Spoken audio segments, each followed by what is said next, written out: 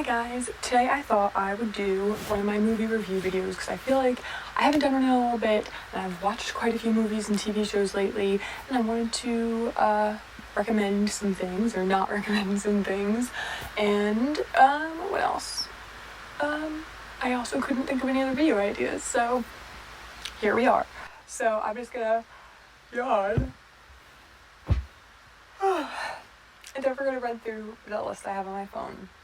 The first movie is Palm Springs, which is on Hulu, and I feel like when it first came out it had like a lot of like hype and it kind of like died down. So it has the girl who played the mom on How I Met Your Mother, and it has the guy from Lonely Island who was on Brooklyn Nine-Nine. I cannot remember his name. Andy something? Andy Samberg. That's his name. Yes. It's not great, but it's not bad. I'd say it's better than some of the original Netflix movies for sure. I don't know, the plot makes you think it's gonna be really funny. It has like, hang on, I'm sitting on my dress all weird. Okay. The plot, like if I explain to you what the plot is, it's kind of like a Groundhog Day type thing, and like it makes you think like, oh, this is gonna be so funny and everything, but it kind of like falls flat. Like I feel like I had a lot of potential. What did I write? Yeah, I put that the first 10 minutes kind of hooks you in and then it gets boring. And it had some funny moments. It's more like dark comedy, I feel like. But I don't know, like it just kind of fell flat to me. Like I finished the whole movie and it was like, okay, but it's not something I'd watch again. It's not something I'd like necessarily recommend if you have nothing else to watch and like you just were like, oh, I like Andy Samberg or whatever. Like it's okay, but it's really nothing like groundbreaking or amazing. Next, Last Christmas. It has the girl from Game of Thrones in it and the guy from Crazy Rich Asians, who is so cute. I heard some really bad things about this movie and I was like, okay, I know it's gonna be cheesy, whatever, like I'm going into it knowing that, and I really liked it a lot. I cried. I thought it was really good. It was not what I expected it to be. It is a little bit cheesy. It's a Christmas movie. Like what Christmas movie isn't cheesy? But it was way better than people made it seem. But it was really like touching and I laughed out loud quite a few times, so like I really wasn't unimpressed by it. Like that's a movie, if it was on like TV, I would watch it again for sure. Like I really actually enjoyed it. Next, Away We Go with John Krasinski and Maya Rudolph. I was like, how can you go wrong with those two, right? Like they're so good and I love both of them. It's kind of like an indie comedy, so it's not so, it's older, but it's not so like, you know, commercial, and I thought I would really like it, but it's like kind of slow. It's pretty funny, like it has its funny moments, but I just felt like it was really slow. It has a Four Christmases kind of vibe. If you saw Vince Vaughn and Reese Witherspoon in that, it definitely has that kind of vibe where like it's John Krasinski and Maya Rudolph and they find out they're pregnant and they're deciding where they want to live. They want to move from where they're living now and they want to, you know, find where they can live, so they go and travel around pretty much the whole country visiting like old friends and like family members to see like where they feel comfortable, where they want to live, and like obviously each family member is like has their own craziness to them and stuff. So it was interesting. Like it's a cool idea and it ended really differently than I felt. Like I don't know, I just felt like there was funny moments, but it was a little bit more deep than I was expecting it to be. Next, you guys are gonna be shocked that it's the first time I ever watched this, but My Girl, I never saw it. I don't know if it like came out at a point when I was like too young to see it, but obviously it's a very popular like classic 90s movie, and I kept seeing it on like BuzzFeed lists and I was like, okay, I just need to sit down and watch it, and I watched it and it was really good. I mean, it was very sad. I also watched My Girl 2, which I thought was also okay, but not as good, obviously, as the first one, and not as sad, even close to it. I really like young Jamie Lee Curtis. I feel like I haven't seen her in anything like when she was young, so I thought that was kind of cool. And I liked the cast. It was a cute movie, and it's definitely something I'm surprised I hadn't seen when I was younger. Next, Psych 2, which is the second Psych movie. I really liked it a lot. I always know I'm gonna like them. I feel like the people who work on Psych movies are so like in love with the show that they would never mess it up. I think it was almost better than the first one. Like part of me felt like it's a little bit more true to the show than the first one. Like, I feel like the first one was trying to, like, make a movie out of a show, and I feel like the second one was more like a long episode of the show. So I really liked that, and I really hope they do all, like, 6 movies that they said they were gonna do. I'd totally be down to watch that. Next, a 2010 movie called Never Let Me Go. It's with Andrew Garfield, Keira Knightley, and Carey Mulligan. And obviously with that cast, like, you know it has to be pretty good. And it's so weird. It's based off a book, and apparently Carey Mulligan actually, like, wanted to play the role she played in this because it was her favorite book growing up, and I was like, oh, that's so cool. And I love Andrew Garfield. He's like a big celebrity crush of mine. But so pretty much what they do is they grow up in this really controlled boarding school, and you're very limited to the world. Like, you can't leave the boundaries of this school. And then for a while you get to live like 1 year out on your own, and from there you kind of find out a lot of stuff, like why they were in this boarding school, why it was the way it was. It was really, really interesting. It ended kind of abruptly, so be prepared for that. But it's really fantastic, and like I kind of want to read the book that it's based on, because I feel like it would go so much more in depth into things you like kind of have questions about. But if you like the kind of movies that are a little bit slower, like not a lot of action, but like are really interesting, you'll like it. It's very like sci-fi yet not. It's really interesting. I think it's super cool. Absentia season 3, you guys know I love that show. Season 1 was definitely the best by far. Season 2 got a little weird, and season 3 was like the worst of the 3. Like, I feel like it just kind of went downhill. I think this is gonna be the last season. I feel like season 1 and 2 were connected in a way. Like season 2 was based off of things that happened in season 1, but I feel like season 3 just came out of the blue and like didn't have anything to do with anything. I put that it's so good and the acting is good, but it's just like not as good of a season. Like, it just kind of came out of thin air, and it was like a little bit too, what's the word? Like what did I write? Over the top. It's kind of like season 3 was over the top. Like season 1 and 2 was ridiculous too, but more like it fit along the lines of like season 2 fit along the lines of season 1, and season 3 just kind of like was really like came out of the blue. Okay, Kissing Booth 2. Just not as good as the first one. It also was super long for a teen rom-com on Netflix. Like, why was it so long? I didn't like the way it ended. I'm not gonna ruin it for you, but I wanted her to end up with a different person than she ended up with.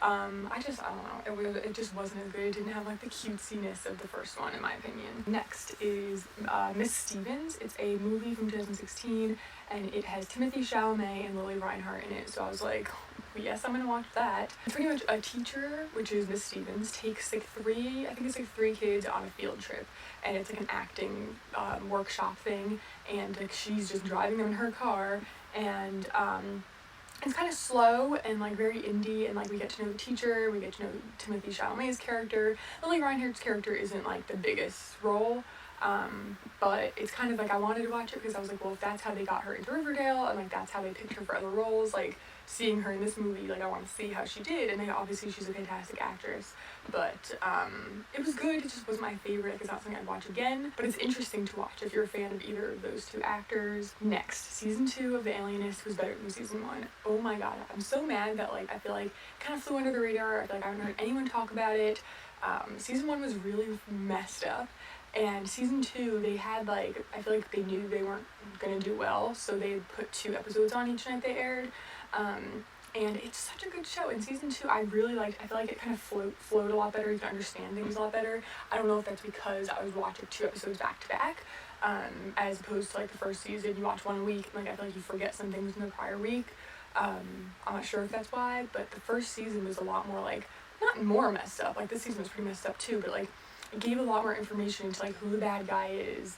If you don't know what The Alienist is, it has Dakota Fanning in it, and the guy who played Gaston in the live action Beauty and the Beast, and it's pretty much in the 1800s, I want to say, in New York, and they're pretty much solving crime. So she's like a detective. There's a guy who's an alienist, which is kind of like a psychologist, and then there's a guy who writes for the newspaper, and they all kind of work together to solve crime, and like messed up crime. Like the first one was killing all these young teenage boys, and then this season it's like killing babies, which is really messed up, obviously. But like season 1 was a lot more confusing. Like you didn't know who the bad guy was the whole time, and it was like very all over the place. This season was a lot more smooth and focused, and it kind of followed the story a little bit better, in my opinion. But the acting and the chemistry is better in season 2. Like I feel like maybe the actors like got to know each other better. I don't know. Next, another movie you're gonna be like, what? How did you not see this earlier? The Big Lebowski. I just never saw it. Like, it's definitely a guy's movie. It is very, like if you have older brothers or your boyfriend or anything, you're gonna be like, yeah, they love that movie. But it's definitely like a classic. You can, like, when you watch it, you're like, yeah, I get why this is like a classic, like, movie that people like continuously enjoy. But it wasn't as funny as I wanted it to be. But I feel like that's a lot of things for me. Like, a lot of guys' comedy is like just, it's like, okay, I get it, it's funny, but like, it's not laugh out loud funny. It was decent, and there were moments that did have me laughing, but I don't know, it just wasn't as good as I wanted it to be. It did get better though, like, as it went on. The beginning I was like, okay, I get it. And then, like, by the end I was like, okay, it's funny. But it has a lot of good actors and everything in it, and like, it's worth a watch if you've never seen it, like, to understand why it's so popular. But it's not something I'd like seek out to watch again. Next is Mae Marie Hart, Hannah Hart, and Grace Helbig's movie Dirty 30. I don't know how I never watched it. I watched Camp Dakota pretty early on, but I never watched this one, and I don't know if it was on Netflix or Hulu or where I found it, but it was really good. I was like so impressed. It's better, I think, than Camp Dakota. It was really good from the beginning. They're obviously really good actresses. It had its corny and like cheesy moments, but it's like obviously supposed to be that way. It wasn't like, ooh, cheesy. It was more like, cheesy. But it also had the mom from Boy Meets World. I just thought that was an interesting casting choice. One of my favorite shows right now, oh my god, I don't think they're gonna have a season 2. It wouldn't make sense. I think it's a limited series on Apple TV, Defending Jacob. I wanted to watch this, A, because Chris Evans is like my number one, like celebrity crush. I just love him. He's amazing, and I wanted to watch it to support him pretty much. It was so good, and it's not just him, it's the kid who plays Jacob, it's his wife, it's every single person in the entire freaking show. Amazing. Amazing. This, I just can't. It's absolutely so good. I didn't want to tell you what it's about. It's pretty much like Chris Evans is a big lawyer, and he is in charge of a murder case, and his son becomes a suspect, and he obviously has to be taken off the case, and they're defending their son. Like, him and his wife are defending the son. And it's really interesting, and you're kind of like back and forth the entire show. Like, did he do it? Did he not do it? Like, I can't tell. Like, the kid who plays Jacob is such a good actor without saying many words. And like, when someone can do that, it's really impressive. I loved it. I loved seeing Chris Evans in a more like this kind of a role. Although he was looking way too young to have like a son that was that old, in my opinion. But that was so good. So good. If you haven't watched Defending Jacob, it's so worth watching. Oh my god, it was amazing. Okay, next, The Lost Husband on Netflix. It was number 1 in the movies on Netflix for like a week, and it has Josh Duhamel in it, which is the reason I wanted to watch it, because he is gorgeous, and here in this movie he's like a rugged farming kind of guy, so like, yum. But literally, it was so bad. Like, one of the worst movies I've ever seen. It was worse than Lifetime, worse than Hallmark, like those at least suck you in a little. It was so bad. The woman, I can't remember her name, she's the fiance or girlfriend of Sam Rockwell, which makes me so sad because he's such a good actor, and she's just so not good. I put that it's, like, literally Lifetime and Hallmark are up a notch from this, and usually it's like the other way around because it is a Netflix original movie. I felt like the two characters have no chemistry, and it still followed that same outline of like, you know, a girl who doesn't know how to get her hands dirty, and this rugged guy is like trying to teach her, and like there's dancing in a barn, like it's always like things happen like that, and there's always like an older and wiser relative, and like this movie, nothing happened. There was no plot to it. Nothing happened. Like, the beginning, you know, okay, so this woman is leaving one area of her life and going to another area of her life, and like going to go kind of live on a farm, and that's what happens in the movie. Yeah. Okay, next, A Crime to Remember is a show on Hulu. I think it's from like ID, like Investigate Discovery Channel or whatever. And I really like it. I love shows like that. It's like a crime based on true story, like crime, like where there's interviews with like cops and the victims and all that stuff. But it's like reenactments, and I really get a kick out of that. So I really like that one. And then there was also, what was I watching recently? Your Worst Nightmare is another one like very similar. It has the like investigators, it has the victims, their families are all interviewed, and it has reenactments. And I just really like it. It's like such crazy stories. I was really getting into it until I went to my sister's apartment because she recently moved out, and her and her boyfriend were both working, so I had to stay there and wait for the furniture to be delivered because obviously someone had to be there. And I didn't realize how much watching these shows was affecting me until I did that, and I was like, oh my god, what if one of these furniture people is like a murderer? obviously I'm fine. But this show is starting to freak me out. Okay, next, Banana Split on Netflix. It's with Dylan Sprouse, and it was very like a teen rom-com. It was a lot different than your ordinary teen rom-com. I'm not a huge fan of one of the main girls in it, but it was really interesting, like in the sense that it wasn't super by the book. It wasn't exactly what you're expecting it to be. So it has Dylan Sprouse, and it's his ex-girlfriend and current girlfriend become friends. So you watch this one relationship form, and then they break up, and then it follows kind of his ex-girlfriend's life, and she meets the current girlfriend, and they become friends. And it has like some interesting music. It's kind of slow, and it's definitely not the worst Netflix movie I've ever seen. It's not something I'll watch again, but it's definitely good for some of the Netflix original movies that are out there. I just don't. The Netflix original shows are amazing, but the movies sometimes fall flat. Next, Home Sweet Home. It's on YouTube. The reason I watched it is because it stars Natasha Burr, which is Candace Cameron Burr's daughter, and I really like her. She has a YouTube channel, and this movie was awful. It had bad acting, it had a bad story, the plot is so bad. It's a very Hallmark movie type thing. It has a lot of religion in it. The dialogue was bad.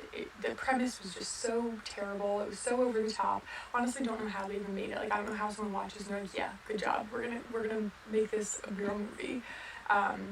It's pretty much like this girl has a crush on this guy, and he's really religious, so she fakes being really religious to get him to like her. And the whole premise of it is like you can't date someone if you're not the same religion or you don't share your faith, and it was just really bizarre and weird. And like, I watched the whole thing, but it was kind of like watching a train wreck. Fast Times at Ridgemont High. I never watched that, and oh my god, was it good. I loved it. I love this kind of stuff. It came out in 1982. It had Neil from the Santa Claus. What? Why isn't he still acting in other things? I love him. He plays the close talker on Seinfeld. It's definitely super inappropriate for today, like, and kind of for then. It's a very inappropriate thing. The premise and all the different plot points of all the different characters. It's like a 15-year-old is lying to a guy that's 26 saying she's 19. But it's has that vibe of like American Pie. It's very that kind of a vibe. But it's a bunch of teenagers pretty much just dealing with their life, and I just thought it was super good. Like, I would totally watch that movie again. Fleabag on Amazon. It won all those awards. It's really, really funny. I didn't know that it was just 2 seasons of 6 episodes, and like the first season was like based off of like a play, a one-woman show, I think, and then she made a second season, and now she's like, I'm not gonna make a third, but she said she was gonna make a second. I thought it was fantastic. It was super, super funny. I got through all of it in like a day and a half.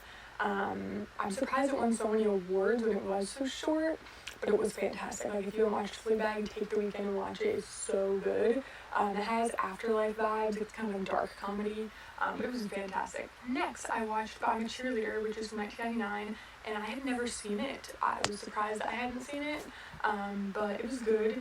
It has a lot of interesting actors in it. So like RuPaul's in it, Natasha Lyonne, I think that's right. Michelle Williams is in it. It had the woman from Casper in it. So it was really interesting. It's pretty much about like conversion therapy, but it's like kind of like a comedy. It was really interesting, and I think for the time it was probably a very popular movie. Next, on Amazon, Chemical Hearts, which is Lily Reinhardt's new movie, was really good. I was surprised. I was really impressed with it. It was very accurate, I think, to like a teenage romance.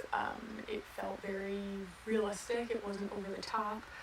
The acting was really good. It was sad. It was slow, and not much happens action-wise, but just the acting, like the relationships, it feels really great, and like I really enjoyed it. Again, it's not the kind of movie you'd like seek out to watch again, because it isn't like super enjoyable, but it was good, if that makes sense. If you love Lily Reinhardt, you're gonna really like it. Like, her acting is just so good. Next, I just watched Maleficent, Mistress of Evil, so the second Maleficent movie. The first one I loved. Like, I could watch that movie over and over and over again. I loved it. I thought it was so, so good, but I loved that movie so much. This one was not that good. It got better as it went on. The first like half hour, I was like, this sucks. Why would they even make this? The first one was just like, I don't know, it was such a great retelling of an original like fairy tale. It was a retelling of it. I thought that Maleficent's character was fantastic. She was clever and like witty, but I feel like in the beginning you find that Prince Philip is a different actor than it was in the first one, which one, I don't like when they do that. That's annoying. It began like a weird point. And what I noticed pretty early on was that Maleficent didn't feel like a main character to me. Like, I felt like there wasn't enough of her in it. And her character was a lot more sad and quiet in this one. She wasn't as clever or witty. Like, her character from the first one just, like, was toned down by, like, 50% in this one. And I didn't like that. I don't know if maybe, like, Angelina Jolie, like, didn't want to be on screen as much. Like, I'm not really sure. But it just didn't have that charm of the first one, the humor. The makeup and the filming looked a little bit more fake than the first one as well. It's like they had a lower budget maybe. The second half is better. It got a lot more interesting in the second half of the movie. And I did cry at one point, but it just wasn't as good as the first one, not even close. Like, if you loved the first one, I mean, I wouldn't say don't watch this, but it's not something I'm, like, writing home about. It's like, like, you're not missing out if you don't watch it. Okay, and then the last one I just watched last night, which is Love Guaranteed on Netflix. Another Netflix original movie. It's a rom-com. It has Coach from New Girl and the actress from She's All That, main girl, which they're redoing with a girl from TikTok. What? First of all, She's All That is a great movie for its time. Remaking that now is so problematic. I don't know how they're going to do it. It's going to be so annoying. I hope they don't remake all the good 80s, 90s movies. That would be so annoying. Anyway, Love Guaranteed has that main girl in it, and it has Coach from New Girl, and they're like the main two people. So pretty much she's a lawyer, and he wants to sue this dating app for guaranteeing love. And so you can already tell what's gonna happen. It's not very great. It's very predictable. The acting's okay. Like, it's cute. They kind of have a chemistry, but like, God, was the end so mind-numbing. It was like, really, like, it could have been better at the end, but like they just had to make it as cheesy as possible. It had its cute moments and it was like cheesy and everything, but it was just not great. Like, you would expect this to come from Lifetime for sure. But that is it for my list of movies this time around. I hope you enjoyed it. If you take anything from this video, you should watch Defending Jacob. Just gonna put that out there. It's fantastic. I hope you enjoyed it. Give it a thumbs up if you did, and I'll see you next time. Bye.